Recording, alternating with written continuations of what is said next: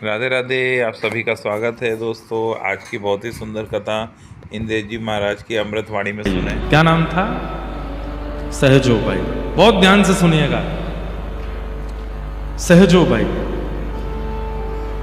उनका एक पद है, पद के शब्द सुनिएगा।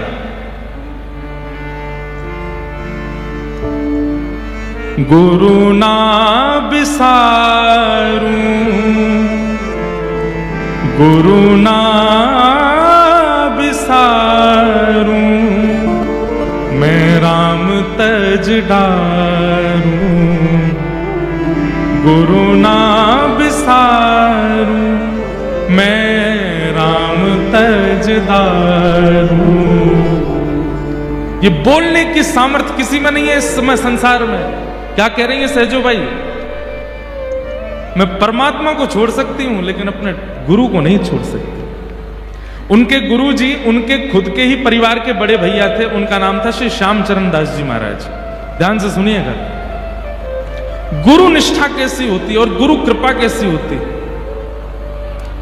सहजो बाई अपने विवाह के मंडप में बैठी थी।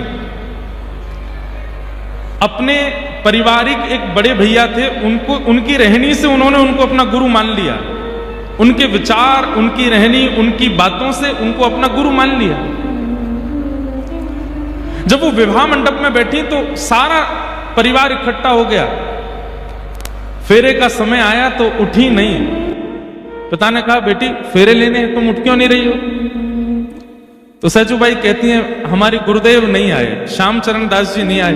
परिवार के लोग बोले, वो तो घर परिवार छोड़ चुके हैं, विरक्त हो चुके हैं, महात्मा हो चुके हैं, वो विवाह में कैसे आएंगे? सहजो बाई बोली, मैं विवाह तभी करूंगी जब मेरे गुरुदेव आके आशीर्वाद देंगे। पूरा परिवार दौड़ा दौड़ा गया। बीच में ब्याह रुका है। सबने जाके प्रार्थना की कि सहजो फेरे नहीं ले रही है। वो कह रही है, आप जब आओगे आपको देख करके विवाह करेंगे। श्यामचरण दास जी महाराज ने मन बनाया और विवाह में ना जाने वाले महापुरुष आए। जैसे सहजो बाई को देखा, पता नहीं उनके चित्त में क्या भावना आई और सिर पर हाथ रख के तुरंत आज्ञा कर दी, सहजो गुरुदेव आपकी आज्ञा हो तो मैं फेरे ले लूं, मैं विवाह कर लूं। तो गुरुदेव ने आज्ञा कर दी कि मत करो, ये विवाह तुम्हारे लिए उचित नहीं है। तुम्हारे अंदर जो निष्ठा है, जो भावना है, जो प्रेम है संतों के प्रति, भगवत प्रति, गुरु के प्रति, उससे तुम्हारा गृहस्थ में प्रवेश करना उचित नहीं होगा, अन्याय होगा, मत करो। परिवार के लोग चकित रह गए, ये कैसे हमारे गुरुदेव ब्याह में आके ब्याह रुकवा दिया, उसके मुंह पे बोल रहे हैं कि तुम ब्याह मत करो। सहजो बाई ने तुरंत अपना सब ब्याह का वस्त्र सब उतार दिए और सामान्य वेश धारण कर लिया। बोले, गुरु आज्ञा हो गई, अब ब्याह नहीं करूंगी। चली गई सब छोड़ करके। दिल्ली में स्थान है सहजो बाई का, और वहीं रह करके बस अपने गुरु का स्मरण करती। एक दिन उनकी गुरु निष्ठा पर ठाकुर जी रीझ गए। इतना प्रेम, इतनी निष्ठा गुरु के प्रति रखती हैं। गुरुदेव को प्रार्थना करके आई हैं कि हे गुरुदेव, आप मेरी कुटिया पर प्रसाद पाने आओ। तो श्री श्यामचरण दास जी ने एक समय दे दिया कि हम इतने प्रहर पर तुम्हारे यहां आएंगे। उसी दिन ठाकुर जी भी रीझ गए उनकी भक्ति से। सब लोग इधर देखो, ध्यान से सुनना। गुरु जी ने कहा, कल हम इतने प्रहर पर तुम्हारी कुटिया आएंगे प्रसाद पाने के लिए। ठाकुर जी भी उसी प्रहर का प्रतीक्षा कर रहे हैं। बोले, मैं भी उसी समय जाऊंगा और देखता हूं सहजो मुझे पहले प्रणाम करेगी कि अपने गुरुदेव को करेगी। देखता हूं कैसी भक्ति, कैसी निष्ठा। सहजो बाई अपने हाथ में पूजा का थाल लेकर के द्वार पर खड़ी हैं और तभी सामने मार्ग में दिखाई देते हैं श्यामचरण दास गुरुदेव। गुरुदेव को देखते ही नेत्रों से अश्रुपात होने लगे, रोम रोम कंपित होने लगा, मेरे सदगुरुदेव भगवान पधार रहे हैं। लेकिन तभी क्या देखती हैं कि गुरुदेव के ठीक बगल में मोर मुकुट धारण किए, पीतांबरी पहने हुए, अपने हाथ में अधर पर वंशी धारण किए हुए ललित गति विलास वल्गुहास प्रणय निरीक्षण कल्पितो रुमान। ललित गति से चलते हुए त्रिभंग ललित श्याम सुंदर भी चलते आ रहे हैं। बहुत प्रसिद्ध दोहा है, सब बोलते हैं, गुरु गोविंद दोनों खड़े काके लागू पाए, बलिहारी गुरुदेव की मोहे गोविंद दियो बताए। पर सहजो बाई की लीला में जो हुआ वो आप सोच भी नहीं सकते। गुरु भी आ रहे हैं, गोविंद भी आ रहे हैं, और सहजो बाई के हाथ में एक थाली लगी है। मैंने जब ये कथा पहली बार पढ़ी तो मैं यहीं रुक गया और मन में विचार करने लगा कि अगर सहजो बाई की जगह मैं होता तो मैं क्या करता। अगर मेरे गुरु आ रहे होते और मेरे सामने मेरे ठाकुर भी आ रहे होते तो मैं क्या करता, या आप क्या करते। तो मैंने अपने आप से पूछा कि अगर सहजो बाई की जगह मैं होता, द्वार पे गुरु गोविंद दोनों आ जाते तो मैं क्या करता। तो मेरे मन में जो उत्तर आया आप सब उससे सहमत हो गए। उत्तर यह था कि मैं गुरुदेव से कहता, हे गुरुदेव, आज कुटिया पर ठाकुर जी आए हैं, मैं अकेला प्रणाम नहीं करूंगा, आप मेरे साथ आ जाओ, दोनों एक साथ ठाकुर जी को वंदन करेंगे। या थाल आप ले लीजिए, मैं देख के दर्शन करूंगा, आप प्रणाम करो, आप वंदन करो, आप आरती उतारो। हमारी बात पर तो आपने ताली बजा दी, लेकिन सहजो बाई की सुनो। सहजो बाई ने क्या किया। हम होते तो क्या करते, गुरुदेव को पहले बुलाते, गुरुदेव आप भी साथ आ जाइए, ठाकुर जी का एक साथ पूजन करेंगे। लेकिन सहजो बाई ने जब देखा कि ठाकुर भी आ रहे हैं और गोविंद भी आ रहे हैं, तो बस कुछ कदम दूर रह गए। इतने में सहजो बाई थाल रख के दौड़ करके गई। पहली बार ठाकुर जी को देखा है, और ठाकुर जी का हाथ पकड़ के खींच के अपने पास लाई और थाल हाथ में पकड़ा के बोली, आपसे मिलाने वाले गुरुदेव आ रहे हैं, पूजा कीजिए इनकी, स्वागत कीजिए इनका, मेरे गुरुदेव आ रहे हैं। ठाकुर जी सहजो बाई की ओर देखने लगे, बोले, सहजो, मैं ईश्वर हूं, मैं परमात्मा हूं, मेरी कृपा से तुझे जन्म मिला, मेरी कृपा से तुझे दृष्टि मिली, मेरी कृपा से तुझे हाथ मिले, मेरी कृपा से पैर मिला, मेरी कृपा से वाणी मिली, मेरी कृपा से तेरा अस्तित्व है, और मैं तेरे द्वार पर आया तो तब भी तेरे प्रकार ही जन्म लेने वाले, एक सामान्य मां के गर्भ से जन्म लेने वाली गुरु की पूजा मुझसे करा रही है। सहजो बाई कहती हैं, हे नाथ, आंख आपने दी, पर इन आंखों से देखना किसको चाहिए ये तो गुरु ने बताया। हाथ आपने दिए, पर इन हाथों से सेवा किसकी करें ये तो गुरु ने सिखाया। शरीर आपने दिया, पर इस शरीर से अगर गुरु नहीं मिले होते, शरीर आपने दिया तो इस शरीर से हमारी गति तो अधम ही होती, हम तो नरक में ही जा रहे होते, पर हमें वैकुंठ का मार्ग दिखाने वाले तो गुरु हैं। आपने पंच इंद्रियां दी, आपने सब कुछ दिया, पर इन सब कुछ का सदुपयोग सिखाने वाले तो गुरु है ना। अब ज्यादा बात नहीं बनाओ, चलो गुरुदेव की पूजा करो। ठाकुर जी के नेत्र सजल हो गए, और पहली बार इतिहास में ऐसा हुआ, शिष्य बगल में खड़ा है, गुरुदेव सामने खड़े और ठाकुर जी दोनों की आरती उतार रहे, सहजो बाई। और तब सहजो बाई ने एक पद गाया। वो पद कल से ही, जब से मैंने दद्दा जी का रूप देखा है और जब से इनके समस्त शिष्य परिकर को मैं देख रहा हूं, तब से ये पद मेरे मन में आ रहा है बार बार। सहजो बाई गाती हैं अपने गुरुदेव के लिए। और एक अभी आगे तो बहुत लीला हुई, अंदर घर में गए तो फिर वहां होड़ लगी, एक आसन लगाया, ठाकुर जी बोले मैं बैठूंगा। सहजो बाई बोली, एक बात कहूं? ठाकुर जी बोले हाँ बोलो। आपको बुलाया था क्या मैंने? आप बिना निमंत्रण के आए हो। आसन तो निमंत्रित व्यक्ति के लिए लगाया गया है, तो गुरु जी बैठेंगे, गुरुदेव को बैठा दिया। हमारे धराधाम पे हुए जिनकी गुरु के प्रति ऐसी निष्ठा कि मैं गुरु ना बिसारूं पर राम तज डारूं। और ये सहजो बाई अकेली नहीं है ऐसी, जितनों को भी भगवत साक्षात्कार हुआ है 90% वो हैं जिन पर गुरु कृपा हुई है। 10% वो हैं जो पूर्व जन्म में या किसी जन्म में गुरु कृपा प्राप्त कर चुके हैं। उस हिसाब से 100% बिना गुरु कृपा के भगवत साक्षात्कार संसार की वास्तविकता का अनुभव ही नहीं हो पाता। ऐसे गुरु के प्रति अपने श्रद्धा सुमन अर्पित करते हुए, निष्ठा अर्पित करते हुए यहां दद्दा धाम का निर्माण हो रहा है। और आज अपनी आत्मा की मैया, आत्म कल्याण करावे वाली मैया का ये दिव्य धाम यहां निर्माण हुआ है और उसमें हमें सेवा करने का अवसर मिल रहा है। ये सौभाग्य है। गुरु अप्रत्यक्ष रूप से भगवत स्वरूप, भगवत वाहक के रूप में है।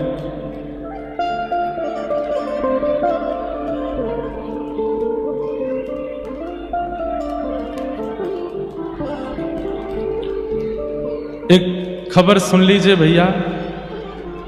एक गार्गी गुप्ता नाम की छोटी सी बालिका है, अभी इस वक्त मंच पे है। कैमरा वाले भैया कृपा कर इनको दिखा दें। इनके माता पिता नहीं मिल रहे हैं या ये पिताजी इनके नहीं मिल रहे हैं, ऐसा। बालिका तो मिल गई, इनके पेरेंट्स नहीं मिल रहे हैं। पिताजी का नाम कपिल गुप्ता है। वो जहां कहीं भी हो मंच के आसपास आकर के अपनी लाली को ले लीजिए। बालिका नहीं खोई है, बालिका तो व्यासपीठ के पास है। पिताजी खो गए हैं इनके। जिन किन को भी इनके पिताजी मिले कृपा कर उनको यहां तक पहुंचा दें और अपनी लाली को आप अपने संग ले जाइए। मिले कहीं पिताजी, हाथ वाथ खड़े कर दो भैया, जहां तक आवाज जा रही हो माइक की। कपिल गुप्ता जी इनके पिताजी हैं, वो तुरंत आ जाइए और आकर के अपनी लाली को ले जाइए। यहां पूरे विश्व को गुरु मिल गए पर एक लाली के पिताजी खो गए। देखिए, संसारी संबंध कभी भी खो सकते हैं पर गुरु कभी नहीं खोते। गुरु सदा रहते हैं। वो प्रत्यक्ष रूप में नहीं है तो अप्रत्यक्ष रूप से अपना संकेत, अपना कोई ना कोई भाव पहुंचा देते हैं। आप ऐसा भी मान सकते हैं कि हम व्यास रूप में बैठ करके बैठ गए। यहां पर सुबह भी कथा हो रही है, शाम को भी कथा का क्रम है और भी सब वक्तागण आएंगे। दद्दा जी से मुझे कल पता चला कि 5000 लोग भी अगर दद्दा जी को प्रश्न पत्र लिख करके भेजते थे, अपनी संशय लिख करके भेजते थे, तो दद्दा जी सबका समाधान करते थे। 5000 लोगों को अपने आप लिख करके उत्तर देते थे। हमारे आशुतोष राणा जी बता रहे थे, मैंने कभी सोते हुए उनको नहीं देखा। ऐसे गुरु भाग्य से, सौभाग्य से प्राप्त होते हैं। और ये बात बिल्कुल सत्य है। आप गुरु को नहीं ढूंढते हैं या गुरु का चयन आप नहीं करते हैं, गुरु आपका चयन करता है, गुरु आपको ढूंढता है। मैं एक बात कथा में कहा करता हूं, आपने अगर गुरु ढूंढे होंगे, आपने अगर ठाकुर जी को पकड़ा होगा तो आप छूट सकते हो, पर ठाकुर जी ने अगर, गुरु ने अगर आपको पकड़ा होगा तो आप कितने भी उड़ते रहो, गिरने वाले नहीं। उन्होंने पकड़ा। तो गुरु, ठाकुर जी के संबंध में ऐसा हो सकता है कि आप ठाकुर जी को पकड़ो, पर गुरु संबंध में तो गुरु ही आपको पकड़ते हैं, आप नहीं पकड़ते हो। आपकी सामर्थ्य नहीं उनको पकड़ने की। गुरु उस रूप में विराजमान है। गुरु शब्द का अर्थ क्या है? गुकारस्तु अंधकारस्यात् रूकारस्तु निरोधक। जो चित्त में विराजमान संशय रूपी अंधकार को दूर करते हो उन्हें गुरु कहते हैं। हमारी प्रार्थना है, हमें 3 दिन सेवा करनी है, बस थोड़ा सा आप लोग शांति का परिचय दीजिएगा। बाकी सब हम कह रहे हैं आपको, हम सब दे देंगे, बस हमको शांति दे दो आप। मंच के आसपास भी जो लोग हैं उनसे भी प्रार्थना है, बहुत धीरे चर्चा करें, शांति का परिचय दें। आज सुबह सुबह कुछ गुरु के प्रति भावना मन में प्रकट हुई। अगर आपको प्रस्थान करना हो तो आप आगे की यात्रा पर जा सकते हैं। हाँ, क्योंकि बीच में फिर आपको दिक्कत होगी उठने में। हाँ, शिष्य के शिष्यत्व में 5 बातें प्रधान हैं। उनमें से प्रमुख चर्चा है गुरु के रूप को देखें कैसे। सब लोग ध्यान से सुनिए। तो गुरु रूप में जब तक परब्रह्म का साक्षात्कार ना हो तब तक गुरु को ही परब्रह्म स्वरूप मानो। ये परब्रह्म ही है हमारे, और परब्रह्म भावना से ही उनका दर्शन करना चाहिए। गुरु साक्षात परब्रह्म तस्मै श्री गुरुवे नमः। तो गुरुदेव का दर्शन परब्रह्म दृष्टि से, परब्रह्म बुद्धि से, साक्षात ठाकुर जी। एक नगर के एक राजा थे, उनकी बेटी का नाम था वैराग्यवती। उनका नाम वैराग्यवती इसलिए पड़ा कि जब से उन्होंने बोलना सीखा तब से ही वैराग्य की बातें ही कही, इसलिए उनका नाम वैराग्यवती पड़ गया। सब लोग इधर देखिए, सावधानी से सुनिए सब लोग। यहां जितने भैया खड़े हैं मंच के आसपास, हाँ माता जी को करके फिर विराज जाओ सब। वैराग्यवती नाम की एक राजकुमारी थी, राजकन्या थी, लेकिन पता नहीं कैसे कौन से जन्म का उनका पुण्य था कि जन्म से जब से बोलना प्रारंभ किया वैराग्य की ही बातें मुख से निकलती थी। दुनिया के लोग सुंदर पुष्पों को देख के कहते कितना सुंदर है, कितना सुंदर है, कितनी इसकी सुगंधी देखो, इसका रंग देखो, इस पुष्प की कोमलता देखो। वैराग्यवती कहती सर्दियों को आने दो, पतझड़ का मौसम आएगा, सारी सुंदरता निकल जाएगी इसकी। घर के बड़े लोग कहते तू कैसी बात करती है, तेरे पास और कोई बातें ही नहीं होती। अब घर में रिश्तेदार के रूप में नव विवाहित जोड़ा आते, वो आकर के प्रणाम करते, बोले आप हमें आशीर्वाद दो, हम दोनों की जोड़ी सदा बनी रहे। वैराग्यवती आ जाती, वहां पर भी वैराग्य की बातें करने लगती। मन पंछी उड़ जाई हैं जादिन, तादिन तेरे तनुतर वर के सबई पात झड़ जाई हैं, स्वार लाग करें सब पीती, सुर नर मुनि जन की यह रीति। सब स्वार्थ के संबंधी हैं, ये संबंध कोई विशेष नहीं है, तुम दोनों विवाह करके आए हो। हर जगह वैराग्य की बात करती थी, इसलिए उसका नाम वैराग्यवती।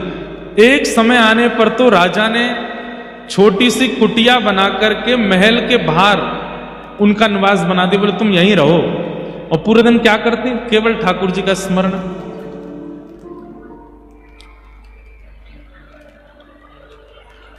वैराग्यवती ठाकुर जी का स्मरण करती और कोई उसके पास चर्चा नहीं होती।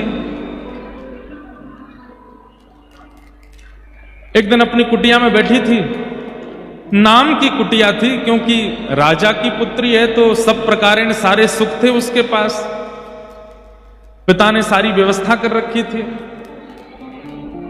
सोने चांदी के बर्तन दे रखे हैं, सब कुछ दे रखा है, सब कुछ व्यवस्थित था उनके पास। तो एक बार एक चोर आया, ध्यान से सुनिएगा, और उस चोर को पता चला कि राजा के यहां पहुंचना तो बहुत मुश्किल है, महल में रहते हैं, बहुत लोग पहरेदारी में रहते हैं, पर ये राजा की पुत्री है वैराग्यवती, ये बाहर रहती है। और हमने सुना है इसके पास भी इतना धन तो है इसकी कुटिया में कि अगर चोरी कर लिया जाए तो हमारा कम से कम 1-1.5 साल का तो पोषण हो ही जाएगा। तो वो चोर जैसे ही वैराग्यवती की कुटिया में प्रवेश करने लगा तो वैराग्यवती उस समय ठाकुर जी की पूजा करके कुछ प्रार्थना कर रही थी, तो उसने सुना ये बोल क्या रही है।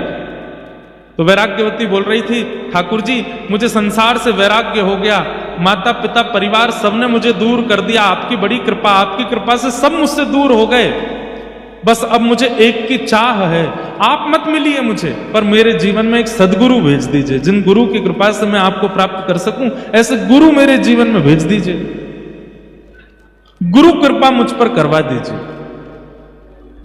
और ठाकुर जी से बस प्रार्थना करती रहती, मुझे गुरु कब मिलेंगे, मेरे सदगुरु कहां होंगे, मेरे गुरु कब कृपा करने के लिए मेरे ऊपर आएंगे।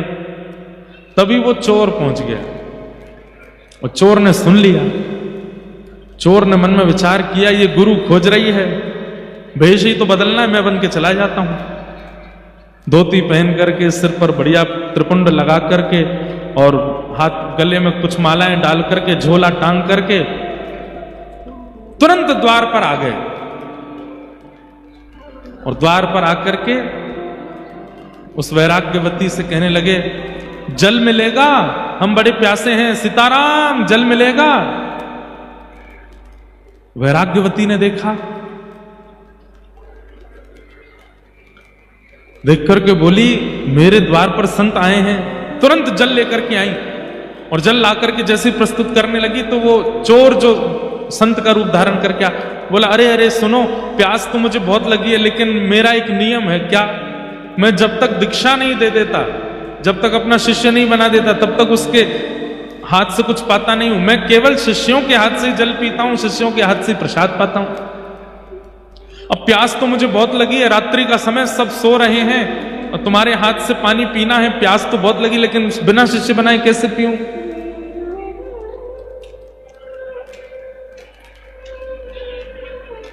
वैराग्यवती बोली, आप प्यासे रहेंगे ये मुझे स्वीकार नहीं, और मैं तो अभी ठाकुर जी से कह ही रही थी कि मुझे गुरु दे दीजिए, और उसी समय आपका आना हुआ है, तो निश्चित है कि आपको ठाकुर जी ने ही भेजा होगा मेरे गुरु रूप में आने के लिए। आप एक काम कीजिए, जल का पात्र बाद में आप पी लीजिएगा, मुझे दीक्षा दे दीजिए। हाँ, ये काम बढ़िया रहेगा, बैठो। और चोर ने अब उसको जो भी आता था मंत्र वंत्र बोलना, जो उसको राम नाम याद था या जो भी नाम याद था, कान में बोल दिया और गले में एक माला पहना दी, तिलक कर दिया, बोले आज से तुम मेरी शिष्या हो, लाओ अब जल पिलाओ। जलपान कर लिया। जलपान करने के बाद में गुरुजी बोले, बेटा अब हमको आगे अपने आश्रम की ओर जाना है और आश्रम का बहुत बड़ा उत्सव आ रहा है, उसकी व्यवस्था भी करनी है। जी गुरुदेव, आप आज्ञा करो। बोले काम करो, तुम्हारे पास जितना भी द्रव्य है, जितना भी सब सामग्री है, सब लेके चलो और हमारे आश्रम में थोड़े सहायता करना। और हमारी गुरु दीक्षा का एक नियम और रह गया है, वो हम अभी करेंगे। क्या नियम है गुरुजी? बोले आप चलो। तो वैराग्यवती चल पड़ी, अपने घर का सारा सामान लेकर के, सारा धन धान्य लेकर के। अब तो गुरु मिल गए हैं, जो कहेंगे सब करूंगी। हम आपको ये बताना चाहते हैं कि गुरु के प्रति निष्ठा का फल ठाकुर जी कैसे प्रदान करते हैं।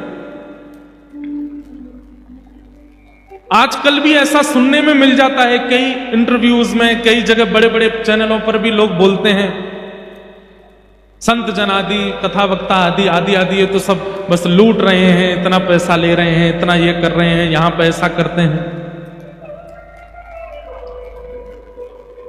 बहुत सावधानी से सुनो। अगर कोई इस मनस्थिति से कथा कर भी रहा है कि उसको धन कमाना है, कोई इस मनस्थिति से अगर शिष्य बना भी रहा है, तो भी शिष्य की दृष्टि कैसी होनी चाहिए ये सुनिए। उनको दंड नहीं मिलेगा ऐसा नहीं है। जो इस प्रकार लोगों का सिंचन करते हैं और केवल धन को प्रधानता देकर के सारी क्रियाएं करते हैं और रूप बनाते हैं वैष्णव का, ठाकुर जी कह रहे हैं वो बचने वाले नहीं है। उनको दंड यम नहीं देंगे, उनको दंड यमदूत नहीं देंगे, उनको दंड कोई और नहीं देगा, उनको मैं दंड देता हूं। और एक बात याद रखिएगा, क्लास टीचर डांट दे ठीक है, मॉनिटर डांट दे ठीक है, कोऑर्डिनेटर डांट दे ठीक है, प्रिंसिपल के पास अगर बात पहुंच गई तो फिर डांट कुछ ज्यादा ही सीधे रिस्ट्रिक्शन ही होता है फिर स्कूल में।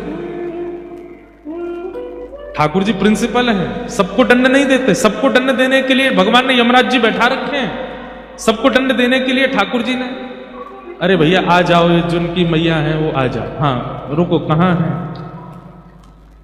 क्या नाम है बता दो, हम बुला दें। अच्छा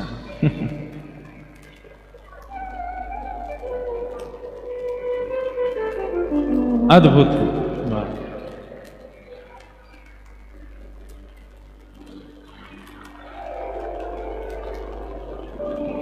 जय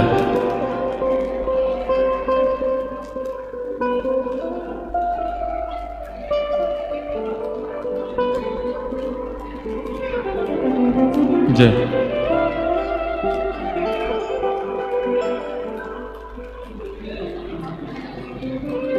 बोलो सदगुरुदेव भगवान की जय। दादाजी महाराज के परम कृपा पात्र और अभिनय जगत के भी अद्भुत कलाकार राजपाल यादव जी भी अभी अभी पधारे हैं, खूब खूब उनका अभिनंदन। हम जो प्रसंग सुना रहे थे वहीं चलें दोबारा। कटनी के लोग अद्भुत हैं,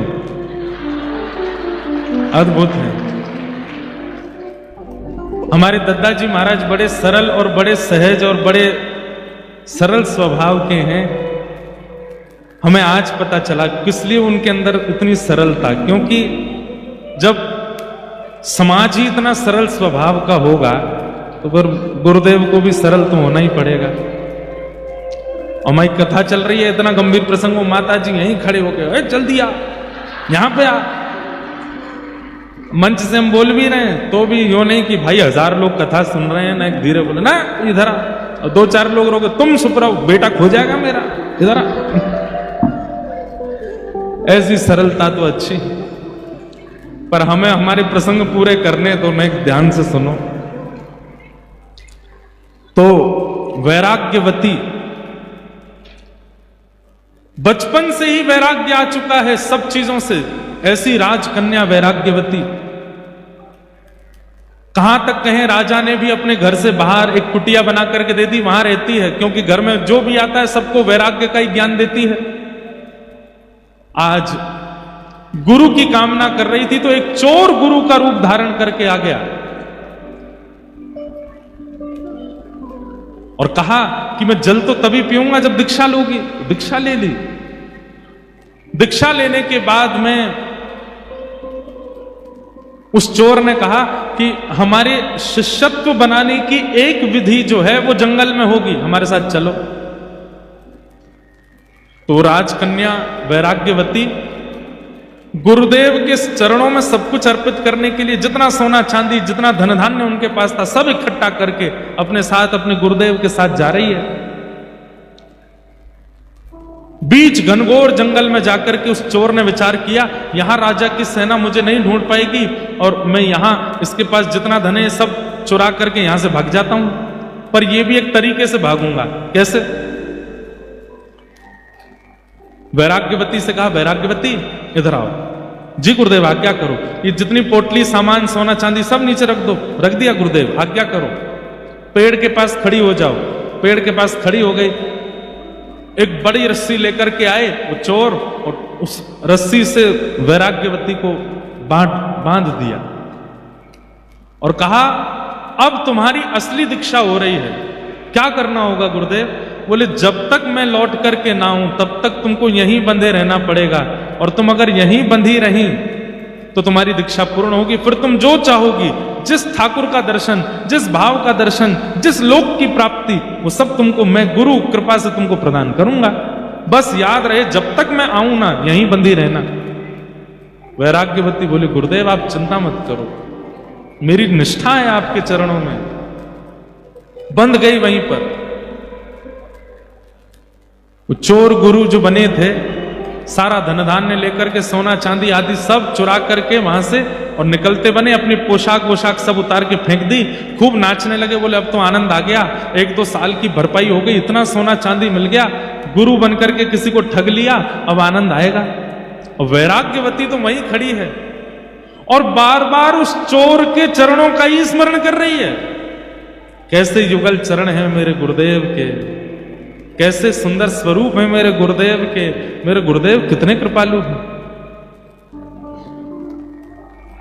यहां राज्य में हल्ला हो गया कि वैराग्यवती अपने भवन में नहीं है और सारे उसके गहने और जितने भी सोने चांदी आदि थे वो सब भी वहां से कोई ले जा चुका है। राजा ने अपनी सेना लगा दी चारों दिशाओं में, मेरी पुत्री को ढूंढो, कहां है। ढूंढते ढूंढते 3 दिन लगे। 3 दिन बाद घनघोर जंगल में वैराग्यवती मिली। एक पेड़ से बंधी हुई खड़ी है, मुख पर प्रसन्नता है, अपने गुरुदेव का स्मरण कर रही है। तभी सैनिकों ने जाकर के वैराग्यवती को प्रणाम किया। प्रणाम राजकुमारी, पिताजी महाराज आपको ढूंढ रहे हैं, आप जल्दी चलिए। जैसे ही रस्सी खोलने लगे, खबरदार खोलना नहीं, मेरे गुरुदेव मुझे बांध करके, मेरी दीक्षा चल रही है, जब तक गुरुदेव लौट करके नहीं आएंगे तब तक मुझे यहीं रहना है। सैनिक अब इससे ज्यादा क्या कर सकते हैं, दौड़ करके राजा को जाके बताया, उस जंगल में वहां वैराग्यवती बंदी बोल रही है कि गुरुदेव बांध के गए हैं, वो जब तक नहीं खोलेंगे तब तक नहीं आऊंगी। राजा, राजमाता, पूरा परिवार गया, सबने जाकर के कहा वैराग्यवती चलो यहां से आगे जाना है घर पर। और कब तक बंदी रहोगी, 3-4 दिन तो तुम्हें हो गए। पिताजी आप तो जानते हैं बचपन से ही मेरा स्वभाव वैराग्य का रहा है, कृपा करके जब तक मेरे गुरुदेव आके ना खोलें तब तक मेरे को स्पर्श मत कीजिएगा। मेरे गुरुदेव ही आकर के रस्सी खोलेंगे तभी मैं यहां से जाऊंगी। राजा बोले तुम्हारे गुरु कौन है, क्या नाम है, कौन से संप्रदाय के हैं, किस शहर में रहते हैं, कहां उनका आश्रम है, कुछ तो बताओ। वैराग्यवती बोली ये तो मुझे नहीं पता। वो तुम्हें नहीं पता तो फिर कैसे चलेगा काम, मैंने गुरुदेव से नहीं पूछा, गुरुदेव बताएंगे तो मैं उसकी जानकारी रखूंगी, मैं अपने आप कैसे पूछ सकती हूं।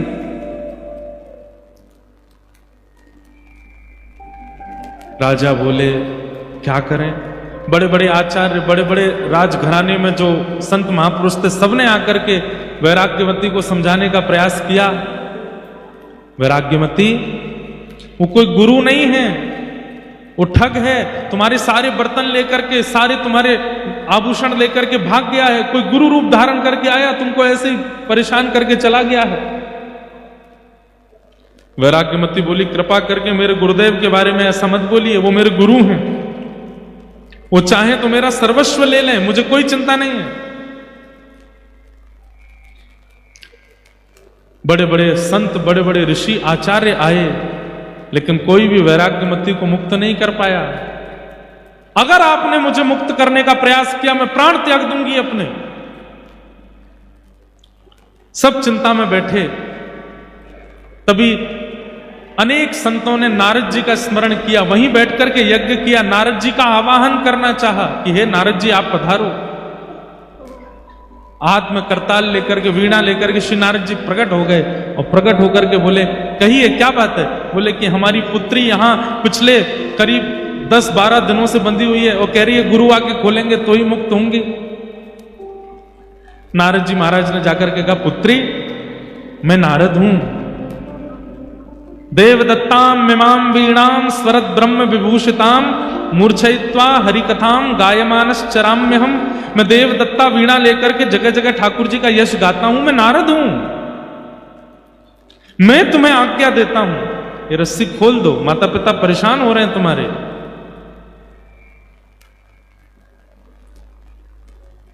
और तुम जिस गुरु के लिए यहां बंधी हुई हो वो गुरु नहीं है, वो कोई और है, वो केवल तुम्हारा धन हरण करने के लिए आए थे। इतने में वेदमती वैराग्यमती बोलने लगी मुझे विश्वास हो गया आप नारद नहीं हो। बोले कि तुम्हें मुझ पर संशय हो रहा है। बोले हाँ, क्योंकि मेरे गुरु की निंदा कर रहे हो मेरे सामने खड़े होके। नारद जी वो नहीं हो सकते जो गुरु निंदा करे, नारद तो वो होते हैं जो गुरु की महिमा बतावे।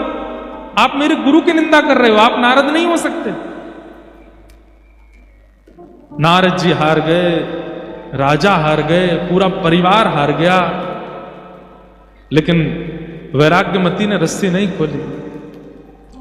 अंत तो गत्वा नारद जी ने जाकर के भगवान से कहा, बोले भगवान घनघोर कलयुग आ गया है। बोले क्यों? बोले एक चोर समान गुरु की बात मान करके एक वैराग्यमती नाम की कन्या अपने आप को पेड़ से बांध करके खड़ी है। उसका गुरु कोई संप्रदाय से नहीं है, उसकी गुरु की प्रणाली कोई परंपरा से नहीं है। घनघोर पापी एक चोर जबरदस्ती गुरु दीक्षा देकर के चला गया, और उस वैराग्यमती को देखो बंद करके खड़ी है एक पेड़ से। मेरे गुरु आके खोलेंगे तो ही खुलूंगी। ठाकुर जी बोले हम चलते हैं, हम जाकर के बोलेंगे तो खोलना पड़ेगा। शंख चक्र गदा पद्मधारी श्रीमन नारायण गरुड़ पर विराजमान होकर के आ गए।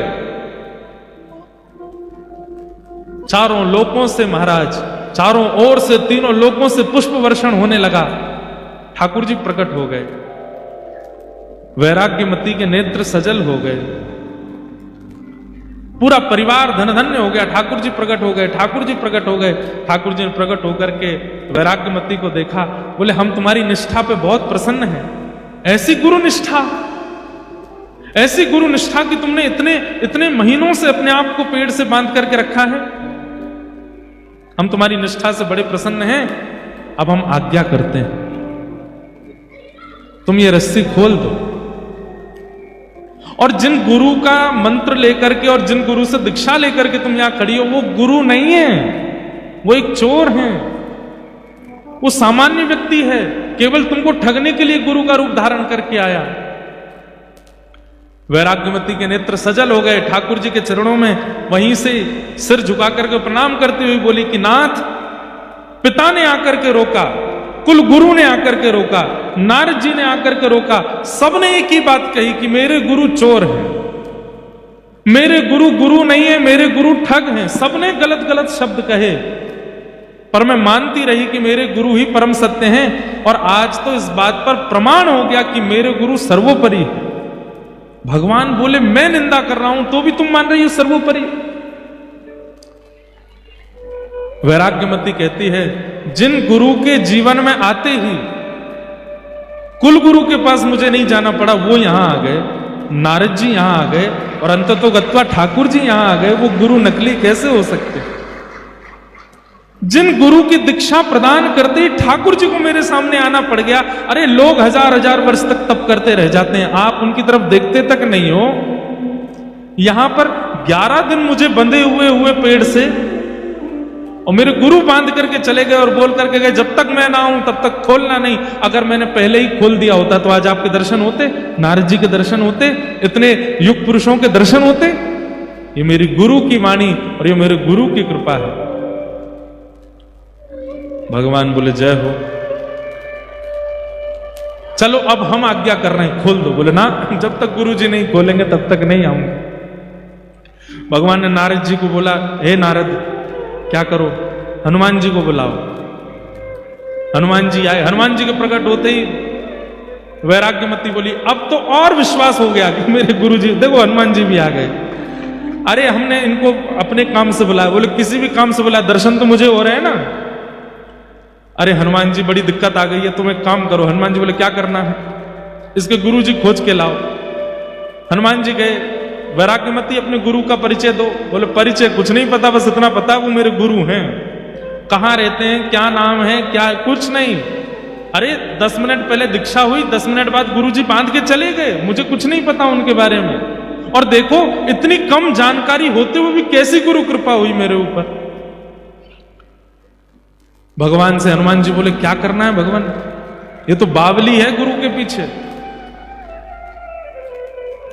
हनुमान जी इसके गुरु को खोजना है, और वास्तविक में वो सिद्धियों से ही पता चलेगा इसके गुरु कहां हैं। तो आप अपनी अष्ट सिद्धियों को प्रकट करके थोड़ा विचार कीजिए, ढूंढिए कि इसके गुरु कहां हैं। हनुमान जी ने अपनी नवनिधि अष्ट सिद्धियों को प्रकट किया और अपने मंत्र शक्ति से ढूंढा। तो ढूंढते अरे राम राम राम राम, क्या हुआ? बोले पास के राज्य में एक नगर सेठ है, उसके यहां पर चोरी कर रहे हैं इसके गुरुजी। बोले वही है इसके गुरुजी, लेके आओ। बोले चोर गुरुजी हैं? बोले हाँ। इतने में ही हनुमान जी महाराज तो अंतर ध्यान हुए, गदा लेकर के तुरंत प्रकट हो गए। गुरुजी यहां तिजोरी में से सामान निकाल रहे थे, पीछे मुड़ करके देखा तो पवन पुत्र हनुमान। हनुमान जी को देख करके गुरुजी, हे भगवान आप कैसे आ गए? हनुमान जी बोले चलो हमारे साथ, तुमको ले जाने आए हैं। बोले कि मैंने तो उम्मीद रखी थी कि यमदूत आएंगे, लेकिन आप आए हो।